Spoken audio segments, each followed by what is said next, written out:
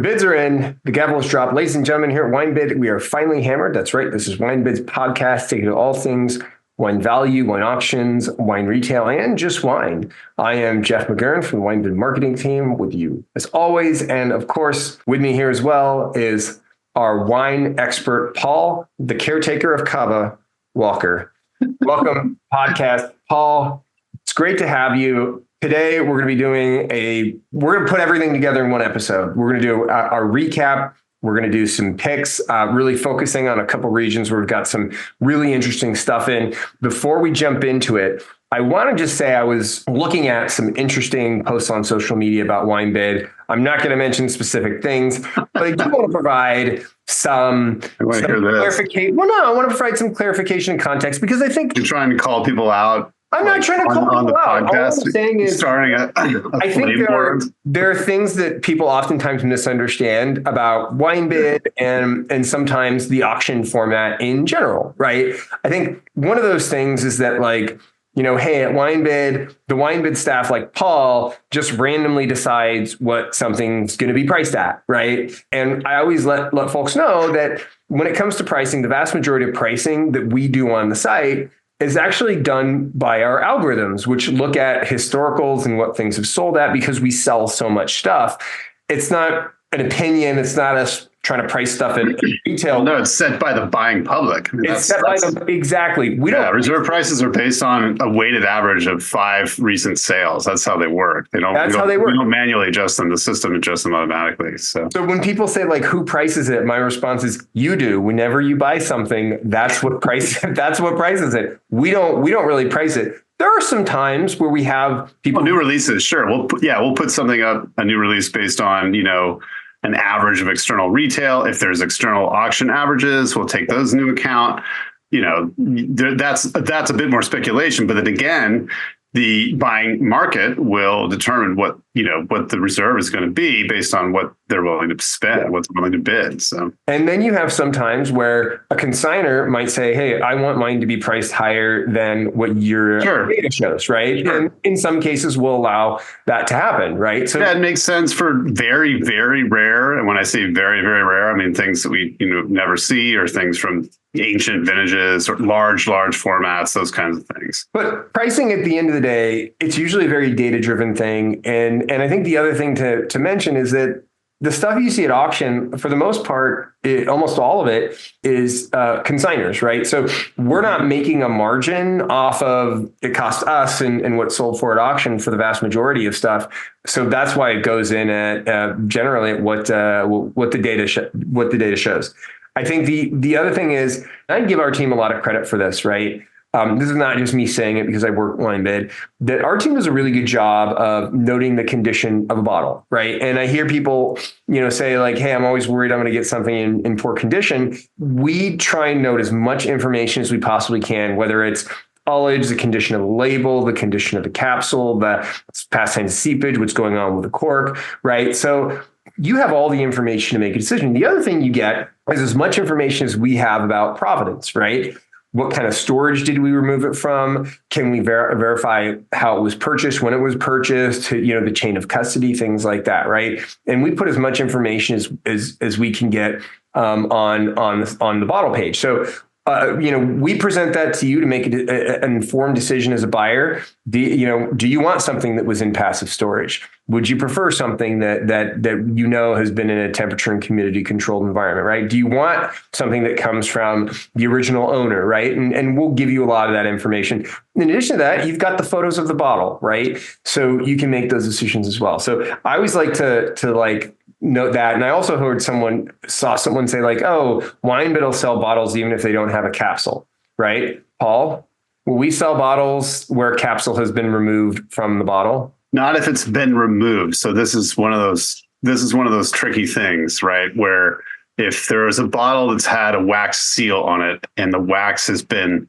shipped away from, storage in a container, in a wood box or something, and the top of the seal, the wax pops off or breaks off, we will sell that bottle as long as the cork hasn't been, manipulated or, punctured or touched in any way.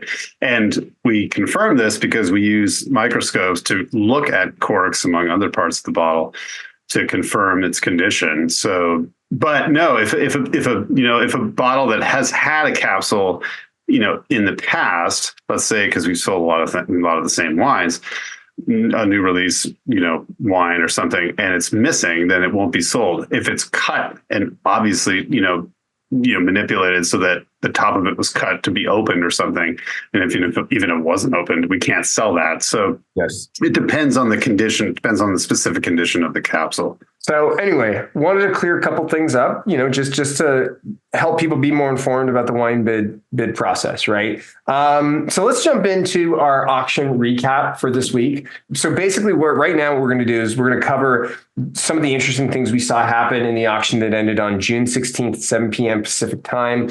And then we'll go into some of our picks. I want to start off with our little segment of our biggest movers. And Paul, this first biggest mover has what's the way to say it? In the past, has had some very dramatic marketing pieces that they've sent out. 100 acre gold. It's the 100 acre gold. Yes. So I cheated a little bit this week because I looked at number of bids for any lot that was in last week, or that sold last week, I should say. And how dare you? 100 acre. That's an interesting one. It was very inexpensive to start, right? $20. $20. Yeah. 72, 260% increase in price. And this is from Australia, actually, interestingly, because there are some 100 acre wines from down under, and looks like it has a white cork, which is very interesting. Yeah, I have no idea about this wine other than I remember seeing it mentioned somewhere, but I've never tasted it before. But that is quite an interesting jump in price. Well, I think there was another bottle too. I think there was more than one. I could be wrong. The last time we sold it, I think, was in 2008. So, wow. So it had been. That's amazing. That was probably when it was released, right? 2008. Maybe. That's incredible. Number 2, 175% increase. Okay. Where can you tell me where as a hint for my cheating? Country or do you want a region? Rhone. Oh, okay. Was there some sneaky micro producer that from way back? Was it an older example? It is from the 90s. Oh, it is. Okay. And it is not what I would call a super common variety from the Rhone. It's one where if you see it in a store, you might find a few of this type of wine, right? This producer I've not heard of. Is it white or red? Red. Okay. It's not Mourvedre or something. No, it's a 96 Domaine Gort de Mountain. Rasteau. It's Coche-Dury. It's from Rasteau. But I'm saying, I guess I'm seeing it as a Resto, right? Okay, yeah, no, it's from Rasteau, so it's probably typical blend. It's probably a GSM plus, started at 40, hammered at 110. That's amazing. Yeah, that's amazing. This must be a very rare example because I am not familiar. And Rasteau has never been, it's kind of one of those very under the radar, underappreciated regions. I think there were some great wines back when we used to bring in stuff. When Peloton Imports was bringing in wines, we used to get some Rasteau for a couple of different producers, and it was excellent. But yeah, Rasteau's great stuff. Not expensive. I guess that was my point. Is this is I said variety. I really should have just said sub-region or whatever. But this is the Rasteaus. You just don't see Rasteaus all the time. No, well, especially at auction, it's more of a younger drinking retail wine that doesn't usually hit the secondary market. So that's really, really interesting. Number 3 had a 173.33% increase. This wine, this is a California producer. Okay. It's one that I know you like a lot of their older stuff. Montelena? No. Close. Dominus? No. This one is less expensive. 95. We actually have had a bunch of the older stuff from this producer in auction over the last couple of months. And I've actually picked up some myself, and some of it's very, very good. Shoot, I'm not spacing. I have no idea who is it. 1995 Whitehall Lane Leonardo Oh, Reserve Merlot started at 15, hammered at no way. 41. Yeah, well, that's the Leonardini. That's the like designated. That's like one of their great single vineyard sources for, I think, yeah, Cabernet and Merlot. That's wow. I completely missed that wine. There were 5 of them. Oh, no kidding. $15 a bottle. I mean, I'm not surprised they $15. jumped up to 41, right? 15 There were bucks. some steals last week. You know what? It's funny you mentioned a $15 wine because I don't know if you saw these Ken Wright Macron Pinot Noirs. I bid on a couple of those because they started at 15. I was like, come on, Ken Wright. Oh wait, Macron Pinot. It's like ridiculously cheap. Some other ones, 97 Louis Cellars Sonoma Merlot started at 15, hammered at 31 for 130 or 106% increase. Wow. Yeah. Merlot still just gets a bad rap. It gets a bad name. 98 L'Aventure Optimus. One of those started at 35, hammered at 90 for 157% increase in price.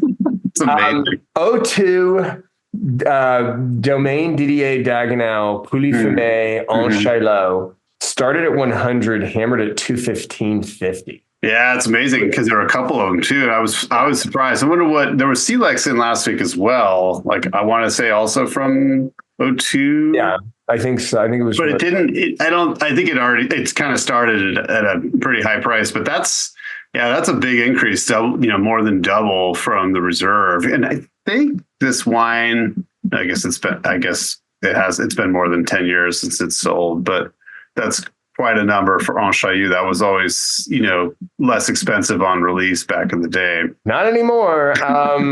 2010 Wendouree Shiraz Malbec. Oh, that thing. Yeah, that like Wendouree snuck in after there were a few in 2 or 3 weeks ago.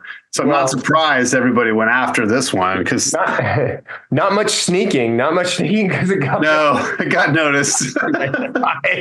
I mean, 105% increase. Yeah, right? Wendouree is hot stuff. That's cool. Did you see this bottle of 18 Seven Stones Cabernet, this mag of 18? Yes. That was one of my picks, actually, because I don't think I've ever seen a large format. And so it must be somebody who was on, the mailing list way back when, or, maybe it was like a rare restaurant allocation or something. But that's a rare one. I wondered if it was like an auction purchase because it's signed.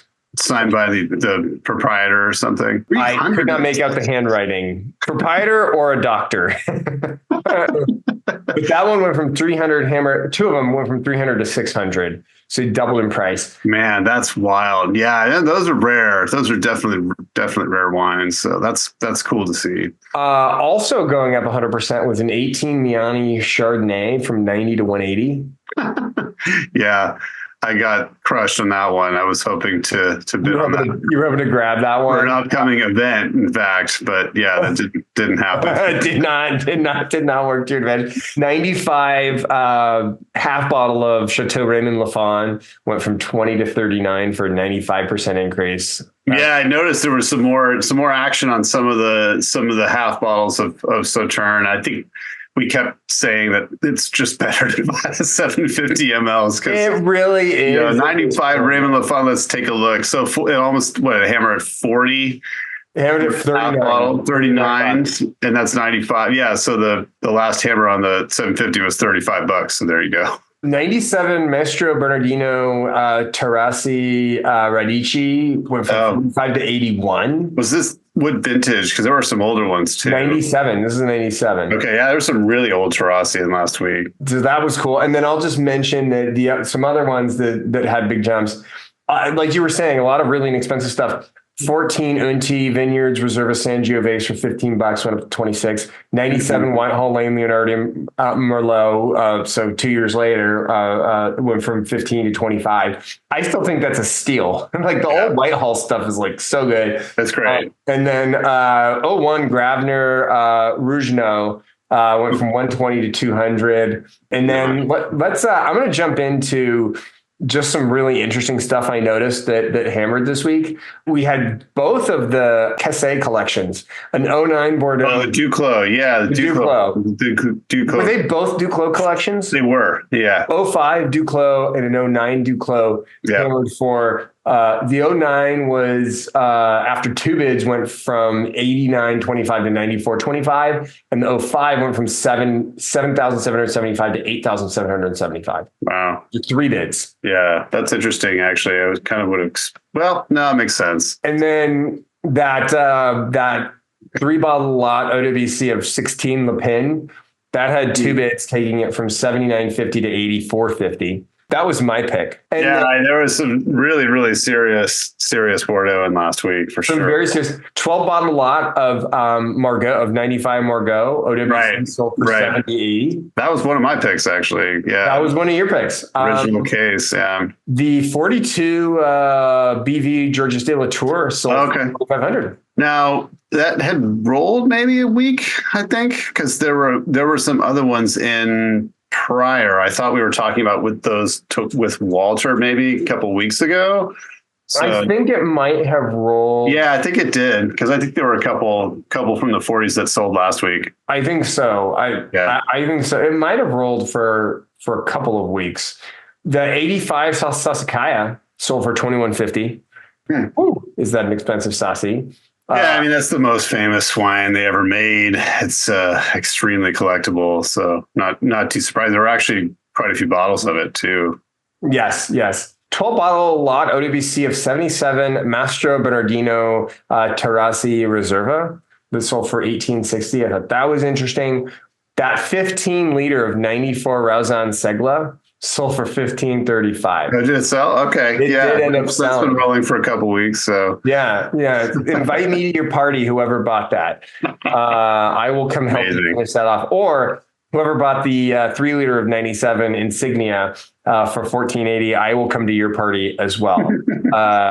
And then the 91 Ridge Montebello had two bids, taking it from 515 to 540. Where we've got more. Came back in, and I think it's already got bids on it again. Yeah, so. It does. It's up to like 600. Yeah, it's just a legendary wine. It's so weird because it hadn't been in auction for, I don't know, at least a couple of years. And then all of a sudden, a couple of weeks go by and it's coming from, multiple. I think there are actually two more in this week. There are. Yeah. There's two different lots. So there's two different lots. There's like so much to cover. I'd really love for us to go directly to Burgundy, because we get a good amount of Burgundy every week. This is about, I want to say we're on 4 times more Burgundy than we normally get in. And we normally do not get in this much amazing Burgundy. So there's like a ton here to look at. Coche-Dury 2013 Meursault. I was looking at 680. Woo! That's not cheap. I thought that was interesting. The 96 Louis Jadot, Gevrey-Chambertin's Clos Saint-Jacques already has a bid. Okay, one of them already has a bid. We have two of those at 200. And then I was looking at this 05 Jadot Latrice, Latricières, Chambertin. That one is 200. 87 Dujac Clos Saint Denis for a mere 1,700, Paul. Yeah, interesting. Couple bottles of 87, actually. I think there's Clos Saint Denis and Clos Rouge. Yes. Yeah. That's an interesting one, because I think these, came from, I'm not sure actually where they came from, but I think they were bought at auction before. I'm thinking of a different seller, but yeah, no, interesting to see that you don't see 87 Bergs that often. So no. Other one I thought was super interesting was the 61 Hospices de Beaune, Cuvee, Nicolas, Rolin for 250. There are 5 of them. Yeah, we have a lot of some good amount of older stuff. 99 Maison Loire Bourgogne Rouge for 6 of those for 225. I know you're a fan of the 99 vintage, aren't you, Paul? Absolutely. Yeah. Great red vintage for sure. I picked out a couple bottles of the Bouchard, Pierre and Phil's Meursault Perrier, the 08 and the 14 for 90 and 150 respectively.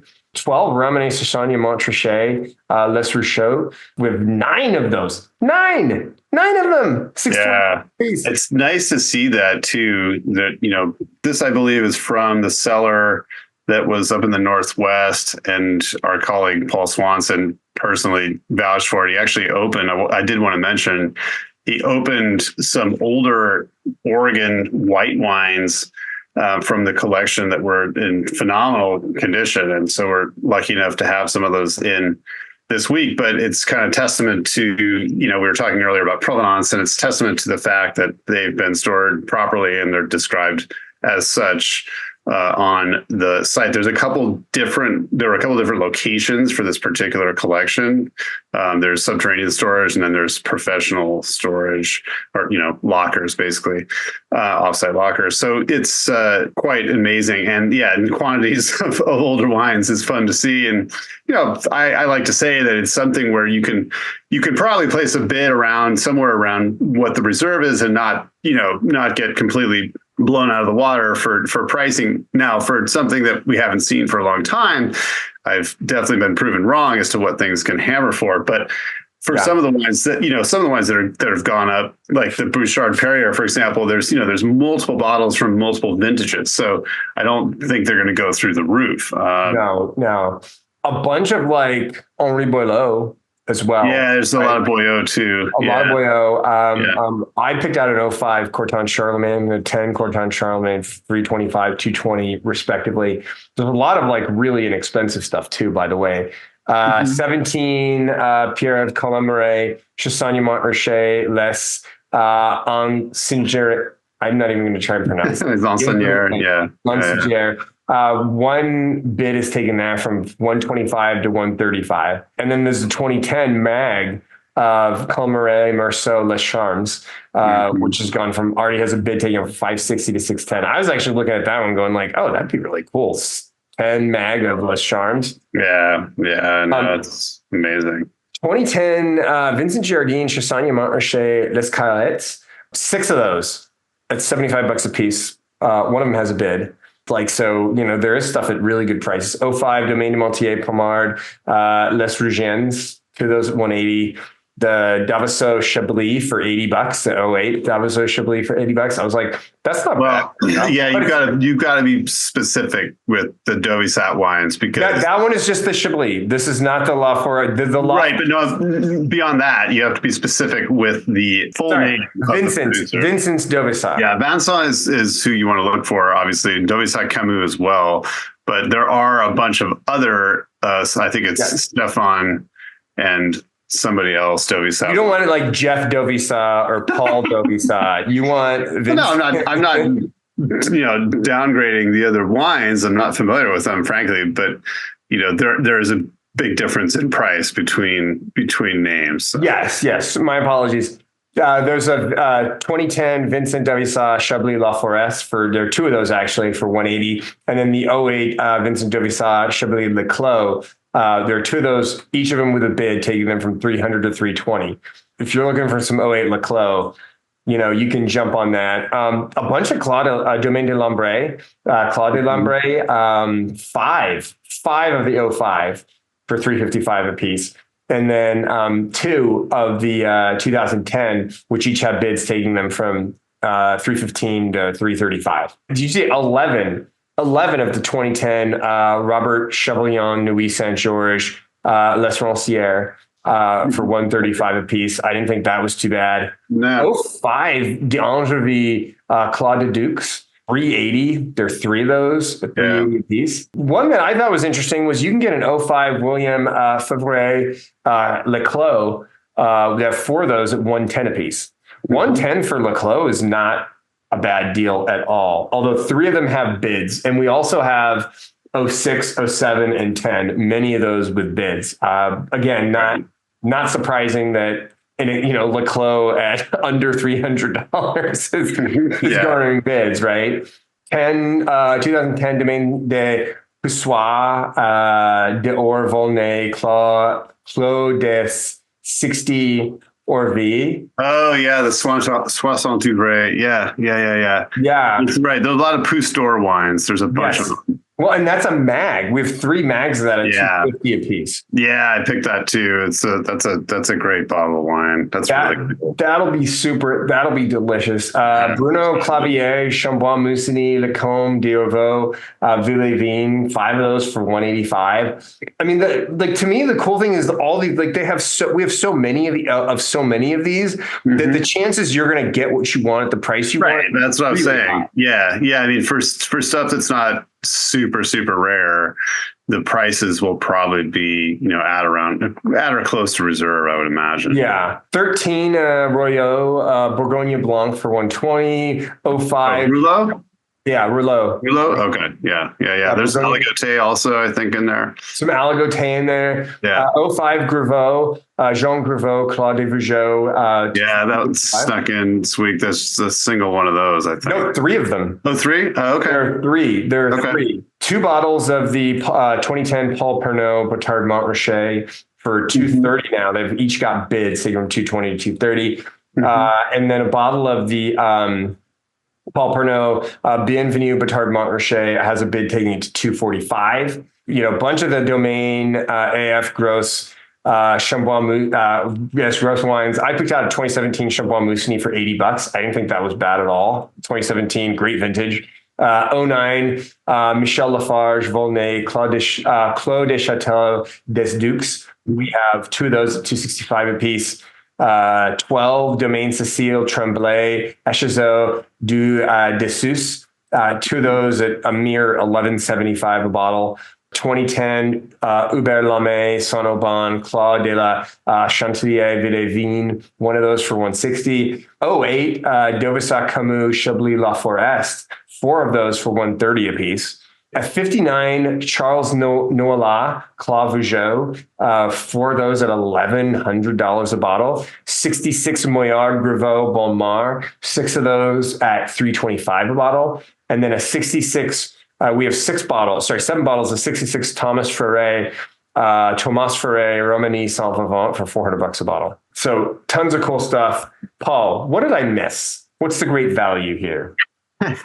Yeah, I mean, I think that there are some standouts and things that we don't see. There are some producers that I'm not familiar with a lot of different wines. I can't really recommend those per se because I don't know them. I haven't tasted them, but there's quite a breadth of regions and producers here across the board. There are definitely some standouts for me. There's a couple, a couple of interesting Bouchard wines. There's some Buisson Corton Charlemagne I don't recall seeing recently that looks quite good, and the price is not terrible, $170 for the 17. Yeah, the Corton Charlemagne's just seems so there's a bunch of very reasonably priced Corton. Yeah. No, and then there's others, but obviously there are some interesting things that in that sort of $80 to $200 range that are great. One Camille Giroud von Romney Malconsor, that's at $300, which seems a little steep, but then I saw some Lafon Charms 07 snuck in, some Daniel Defay Chablis, which there was some in recently, and all of it sold right away. All of it sold in the first week. So I was very curious about this. It seems to be something that's getting a lot of attention. I don't know if there's press on it or what, but they're not super expensive for Chablis. $55 for that Lelys 05. So I'm going to kind of keep an eye on that and see what happens. I think it's the only one, unfortunately. You mentioned the AF Gros wines. There's some Richebourg, which is always amazing. And then also Aureas 2010, which is quite good. $75 for that wine. Should be drinking now, I think. I actually remember tasting those 10s. Really, really good. But they were wound up quite a bit. Also 17 Clos de la Fontaine. Looks like it's got a bid on it. A couple of those for 91. There's some Angro Clos Vougeot in as well. There's been some recently, which is kind of interesting. And it popped in again this week. I believe, again, it's from that Northwest cellar. 19 Bernard Bonham Meursault TA, which, is way up there in price. But interesting stuff for sure. So yeah, Cécile Tremblay wines. There's some Premier Crus, a couple of Grand Crus, multiple bottles of each, which you don't usually see. Those are very, very rarely allocated. Whose store wines look very cool. There's some Arlo, Nuit Saint-Georges Clos de Forêt 05, which looks interesting to me. And again, not crazy expensive. Bunch of Domaine wines. Clos Beaujolais looked interesting. Corton Clos de Loire, a lot of 05s there, which, it's a serious vintage. We had some wine from 05 recently, and I was like, oh gosh, it's going to be showing well, but they are tight vintage. And some of the things why I think, are showing quite well, but other ones are still shut down. You mentioned the Dujacs. There's some younger stuff. There's some younger Beaumonts, 09. Some Felatig wines, which I don't have a lot of experience with, but they're kind of in that more reasonable range. But they do have a following for sure.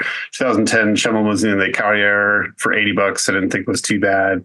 There's some more Fourier in this week from various vintages, but as well as 05. Some Ravenna 04 Buteau.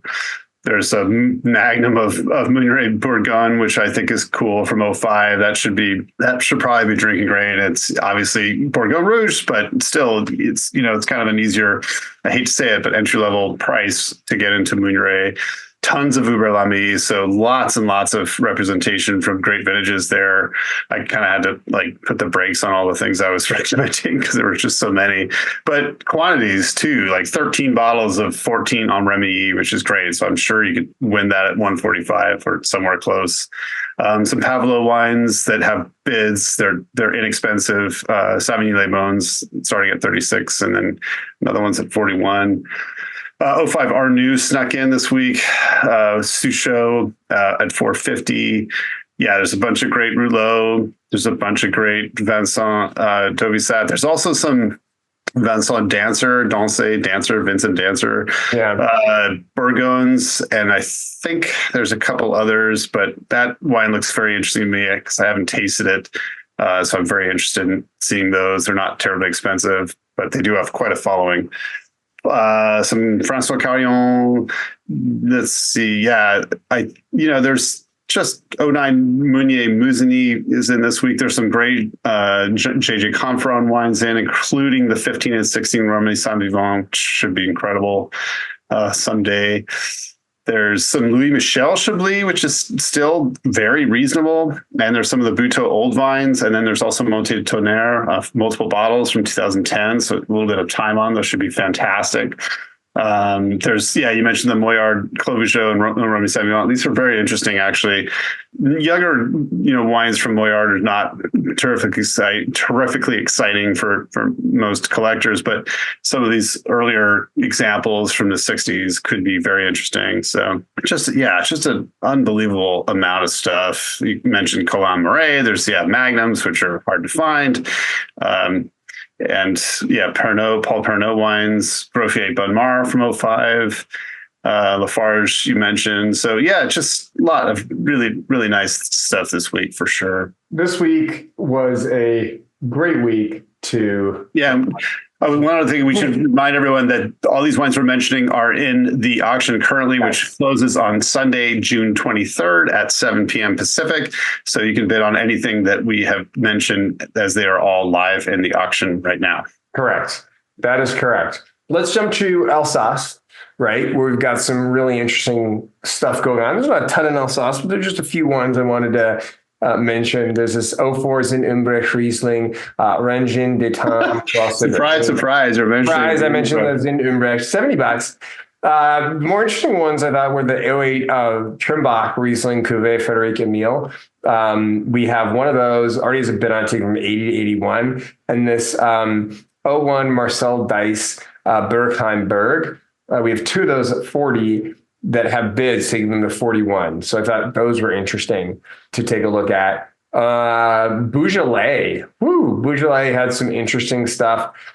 The one that seemed odd to me was this 09 Marcel Lapierre Morgan that's at 105. It's just 105 seems so high for Morgan from Lapierre. right? Because we've got the 12 with a bid for 56. We've got our mag for 100. We've got the 14 for 55, 15 for 45. So 105 for the '09 just seemed a bit high to me. And it's not like it has like a crazy ratings, right? Yeah, it's sold for that before quite a few times. It looks like last year and then this year. Yeah, no, last few hammers I think were right around there. So it's obviously somebody's really, really into that. Some people, but yeah, you're right, because it jumped. It looked like in sales history, it jumped quite a bit. It was somewhere in the 60, 70 range, and then it jumped way up to 100 and, a couple of years ago. So that is a lot. Yeah, because you can buy a mag of the 12 for $100. Right. And it's not like the '09 is like trip 100 point score, like it's a Wine Spectator #1. It's nothing like that. Right. Like, so I was looking at that going like, I don't quite understand. I would also be interested in picking up some of the '09, Pierre, Marie, Charmette. Oh, the Charmette. Yeah. There's a bunch of Charmette wines. Charmette wines, 5 of those, for $35. And the Jean-Marc, Bourgaud, Morgon, Côte de Pie, Javenier for $40. I thought those were decent deals. Mm-hmm. And then I'll mention in Jura, we've got a bottle of 11 Ganivat Cuvee Florine Chardonnay for $230. And then there's already action on the 2010 L'Abbé Cuvée du Hassard Chardonnay. Has 27 people tracking it. 3 bids already, taking it from 25 to 57.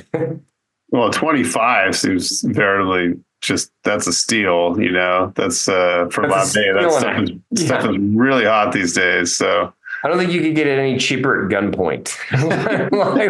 Cuvée du Hasard. Interesting. Chardonnay du Voile. Interesting. Yeah, that's going to probably go through the roof if it's already got this many bids on Monday. Yeah. I think we'll be talking about that one next week. I think so. Is one of the biggest movers. The only other, I'll mention a few others before we do Champagne. Provence, the '01 Chateau Prideaux Bundal Cuvée Longueuil-Garde has a bid on it taking from 120 to 130. In the Languedoc-Roussillon, there's some interesting Bugnols, including a 1966 Domaine du Mas Blanc Bugnol for 160. And then we have the 69 for 140. But man, Bugnol's just a fantastic wine. If you've never had it with chocolate, oh my gosh, is it absolutely stunningly delicious. But I like Bugnol in general. In the Loire, we've got 89 Domaine Huet Vouvray, Le Haut-Lieu, Molot, with 3 of those with each bids on them, taking them from 90 to 91. And we've got the 2010 for 41. So that's got a bid on it. 2010 Olga Raffol, Chinon, Le Picasses, 3 of those at 55, 89 Domaine du Mamard, Coteau de Léon, Claude de Sainte Catherine, one of those with a bid taking it from 45 to 46. Yeah, I saw that. An 89 Catherine et Pierre Breton, Bourgogne, Les Bourgogne.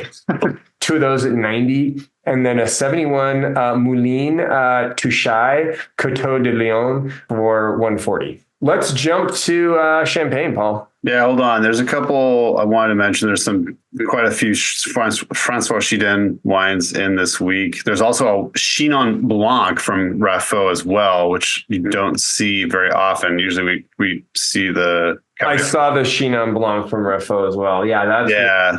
So that was an interesting one. It's got a bid at 36, seemed like a pretty decent deal, but that might get pushed up from where it is now. But yeah, also fun to see some O2 Sauvignards. There's a couple other O2 whites as well in the auction. Great vintage. So yeah, there's some interesting Loire wines in this week for sure. Some really, really cool stuff from Loire. All right, let's discuss Champagne, because there's some really I think in the interest of time, we should probably mention producers who are here, that's the represented Baresh wines we don't see all the time, some nice Cedric Bouchard wines, some Old Krug, Old Krugs, Magnums of 89. There's Salas, both Jacques Salas and Guillaume Salas. Guillaume Salas apparently really, really tricky to find. So that's a rare one. Georges Laval, Forger Chemin, Ailey Ourier, Diabel Valois, David Leclerc. There's Janisson Baradon, a wine I've never seen before. L'Allemand, Jérôme Prévost, the quote unquote ampersand, which I think is non-estate or it's purchased fruit, but it should be incredible. La Herche, there's the Grand Crier, there's Old Lanson Magnum 79, there's La Mardi Bernier, there's special clubs, Marc Chauvet, another producer I don't know, Marc Ebrard, O2, Marie-Noël Ledru, which is super, super hot.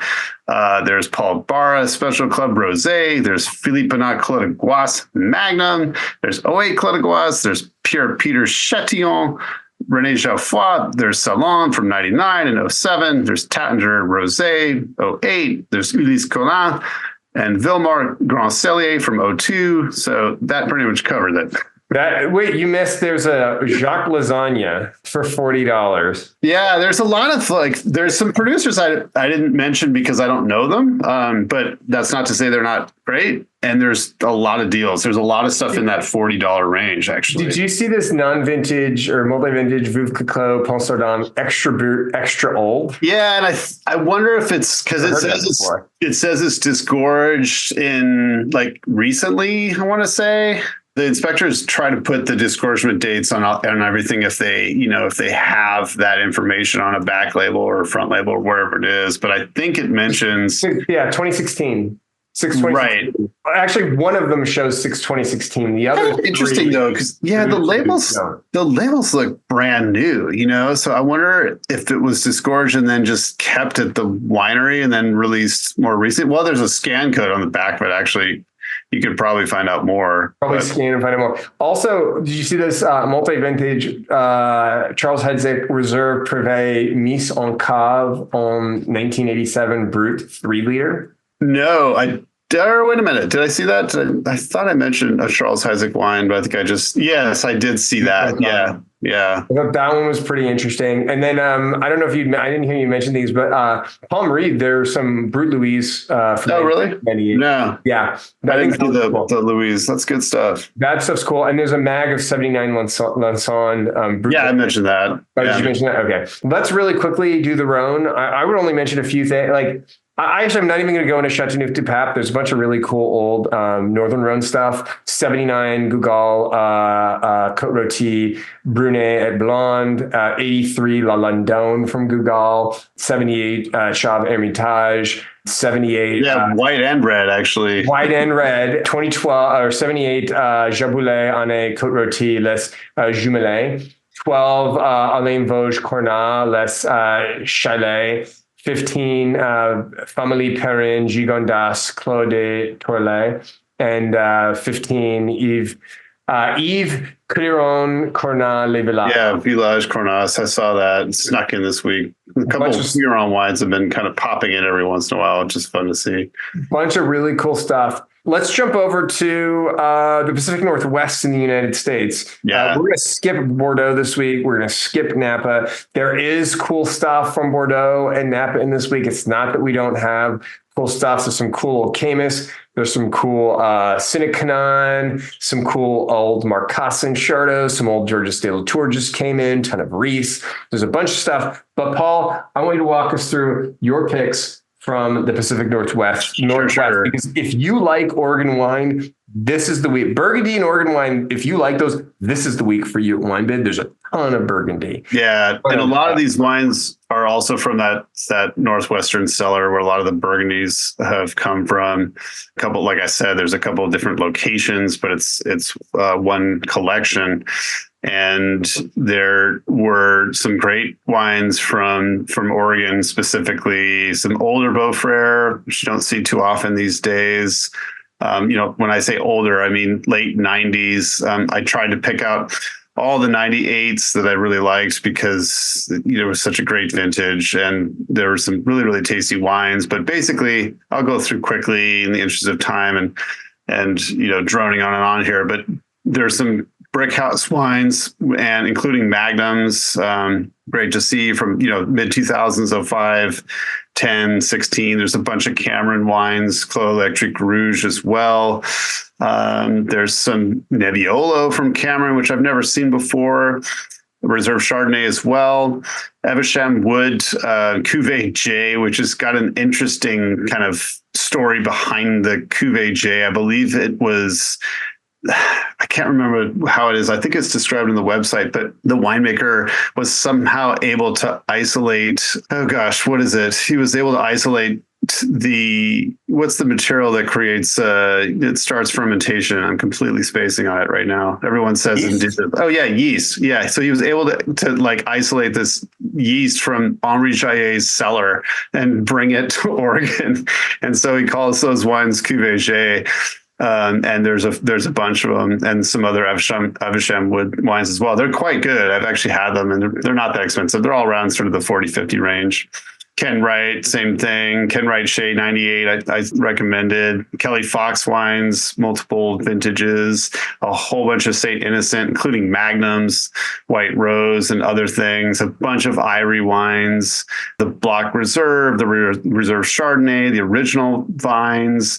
So all sorts of great stuff. Some Thomas, some Walter Scott, including the Ex Novo Chardonnay in Magnum, which I don't think I've seen before. So just a really nice array of Northwestern classic producers, classic vintages, and again, a lot of things that I think are very reasonable. And then of course there's a lot of expensive stuff as well, but it's many things to choose from this week. So that's very exciting. There's a lot of amazing stuff. All of the stuff that we've mentioned, if you're listening to this podcast before June 23rd, 2024 at 7 p.m. Pacific time, if you're listening to before that, that's when the auction closes. You can still bid on anything you've heard here today. I will also say we didn't even come close to scratching the surface on everything else that we have in auction. There's so much stuff. A lot of great Piedmont wines. A lot of great Piedmont wines, Yeah. A lot of great Napa wines, a lot of great Bordeaux. There's a lot of stuff in auction. I definitely recommend you go take a look, but get your bids in before June 23rd, 7 p.m. Pacific Standard Time, 2024. Right. And we'll give you this if you use the code CARETAKER, CARETAKER, this week only, in this auction only, you'll get $15 off your order of $150 or more. And with that, this has been Jeff McGurn and Paul Walker wishing you happy bidding and cheers. Cheers.